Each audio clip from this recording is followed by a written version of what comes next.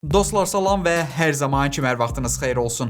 Az əvvəl keçirilən təqdimat tədbiri çərçivəsində Samsung qatlana bilən smartfon seriyasının yeni modelləri Galaxy Z Fold 8, Z Fold 8 Ultra və Z Flip 8-i təqdim elədi. Beləliklə Samsung bu il Fold seriyasını iki fərqli istiqamətə ayırdı. Ənənəvi Fold modeli artıq Fold 8 Ultra adlanır. Eyni zamanda tamamilə yeni gövdəyə malik Fold 8 modeli də ailəyə əlavə olunubdu. Bu bir müddətdir sıntılardan gördüyümüz kitab formasında qatlana bilən tamamilə yeni ölçülü Fold modelidir. Təqdimatından da izlədiyimiz kimi bu il əsas fokus məhz Z Fold 8 modelinin üzərindədir. Bu cihaz ənənəvi Folddan fərqli olaraq eyni qatlanma məntiqinə əsaslansa da fərqli gövdə ölçülərinə sahibdir. Daxili ekran Fold 8 Ultra'dan fərqli olaraq 4-cü nisbətindədir və 7.6 düymlük 120 Hz-lik yenilənmə tezliyinə sahib panel Dynamic AMOLED 2X texnologiyası əsasında hazırlanıb. Bax bu ekran tamamilə immersiv, sinematik izləmə imkanı verən, multitasking üçün eninə daha geniş ekran təcrübəsini yaşadan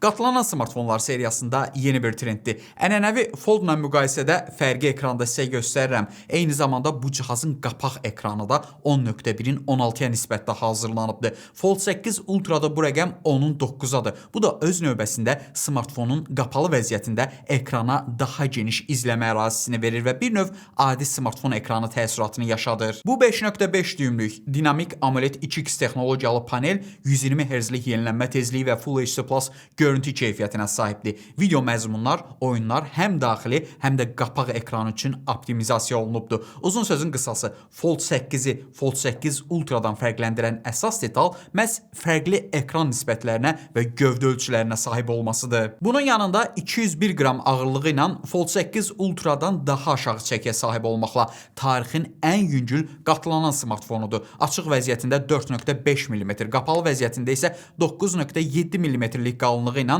Z Fold 8 Ultra modelinə nisbətən daha qalındır. Mənim üçün ən önəmli detal isə bu il şarnir konstruksiyasının daha yaxşı hazırlanması ilə qatlanma xəttinin demək olar ki, tam itirilməsidir. İllərdir Samsung görüntüdə bunu itirmək üçün çalışır və bu il demək olar ki, mükəmməl nəticə səviyyəsinə yaxınlaşa biliblər. Artıq şarnir konstruksiyası da polimerdən yox, titan ərintidən hazırlanıbdır. Bu sələfindən təqribən 20 dəfə möhkəmdir və arada olan o titan tellər insan saçının 1/3 incəliyindədir. Düz baxış bucağından qətiyyən bu qatlanan hissəni ekranda hiss eləmək olmur və mərkəzi hissə parlaq piksellərdən fərqlənmir. Texniki tərəfdə bu il Fold 8 və Fold 8 Ultra modelləri Snapdragon 8 Elite Gen 5 çipindən güc alırlar. Bu 3 nanometrlik arxitektura əsasında hazırlanmış və Galaxy seriyası üçün xüsusi gücləndirilmiş flaqman çipdir. Hər iki modelin 12 və 16 GB-lıq RAM, 256 512 1 TB olmaqla daxili yaddaş seçimləri var. Yəni ümumi dəyərləndirəndə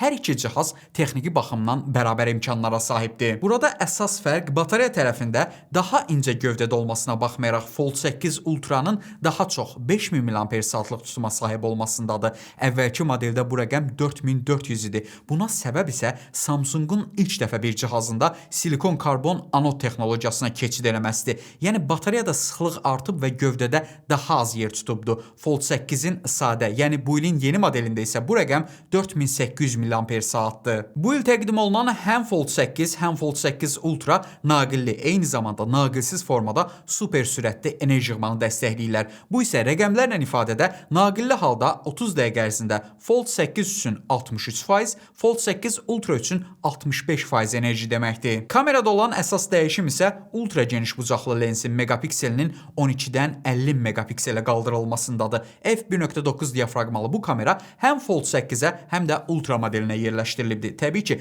qatlanan cihaz olduqları üçün çox rahat formada bu kameraları ön kamera kimi də istifadə etmək mümkündür. Ötən ilin Fold 7-sində olan 200 megapiksellik əsas kamera isə bu il Fold 8 Ultra'da olduğu kimi saxlanılıbdır. İncə detal isə ondan ibarətdir ki, Fold 8-də əsas kamera 200 yox, 50 megapikseldir. Üstəlik 10 megapikseli telefoto kamerası da yoxdur. Bu isə bir şeyi bizə aydın formada izah eləyir. Fold 8 Ultra'nın Fold 8-dən əsas üstünlüyü daha yaxşı əsas və telefoto kamerasına sahib olmasıdır. Çox uzatmadan, bu ilki Fold 8 Ultra ötən ilin Fold 7-sindən fərqli olaraq daha böyük batareya həcmi, yüksək megapikselli ultra geniş bucaqlı bucaqlı kamerası açıq vəziyyətində 0.1 mm inci olması ilə ön plana çıxır. Yeni Fold 8 isə böyük qardaşı Fold 8 Ultra'dan ekran və gövdə ölçüləri, daha az batareya həcmi, 3 yox 2 arxa və daha aşağı megapikselli ana kamerası ilə fərqlənir. Məndən soruşsanız, yeni modellər bazarda bu dediyim formada mövqelənir. Sadə Fold video məzmun istehlakı, mükəmməl oyun təcrübəsi,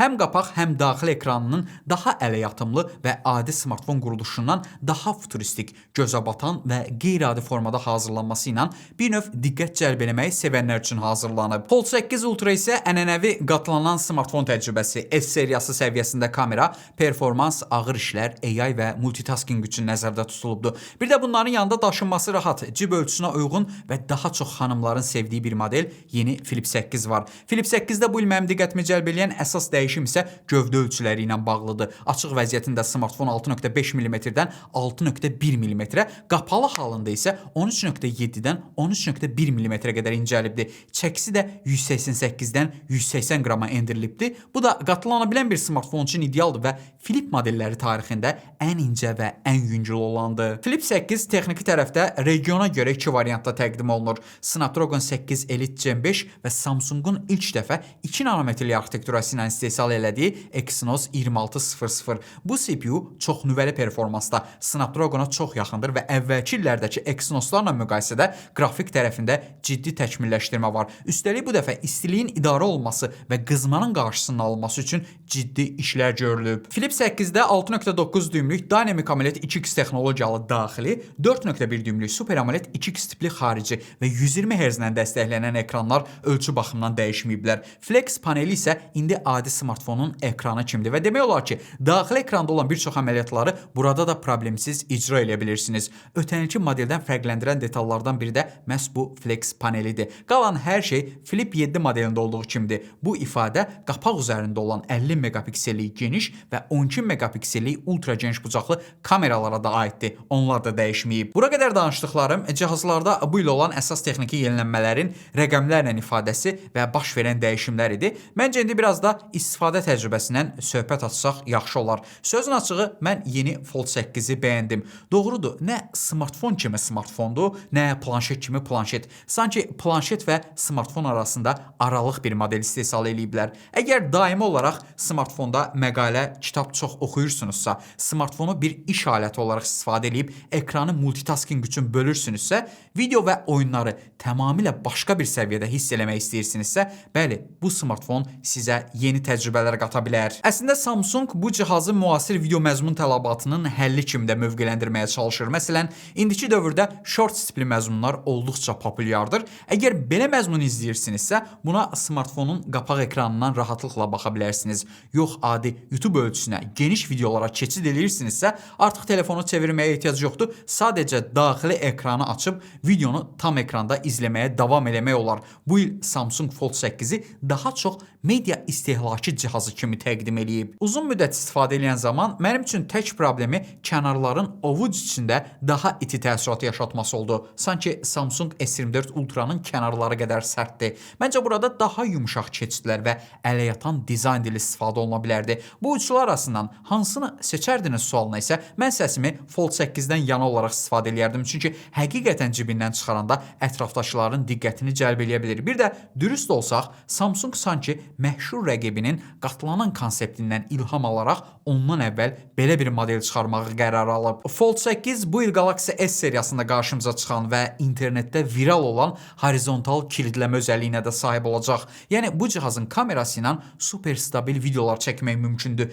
Əlavə olaraq dual video qeyd imkanı da var ki, həm arxa, həm ön kamerası ilə eyni anda görüntü qeyd aparmaq olur. Bundan başqa Samsung süni intellekt imkanlarını da genişləndiribdi. Yeni Galaxy AI videoları avtomatik olaraq əsas obyektə fokuslanaraq montaj eləyə, sadə mətn əmrləri ilə fotoları redaktə edib birləşdirə bilir. Bundan əlavə telefon istifadəçinin gördüyü məzmunu və gündəlik fəaliyyətini anlayaraq daha ağıllı multitasking təklif eləyir. Vacib bildirişləri, görüşləri və xatırlatmaları bir araya gətirən fərdiləşdirilmiş gündəlik icmallar yaradır. Belə dostlar, bu icmal Samsung'un qatlanan seriyasının bu il təqdim olunan modelləri Fold 8, Fold 8 Ultra və Flip 8 haqqında ilkin təəssürat videosu idi. Bütün dünya ilə eyni anda Azərbaycan dilində sizin üçün bölüşdüm. Son söz isə sizdədir. Siz bu 3 modeldən hansını daha çox bəyəndiniz və əgər alsanız hansı modeli seçərdiniz? Rəy bölməsində fikirlərinizi mənimlə bölüşməyi unutmayın.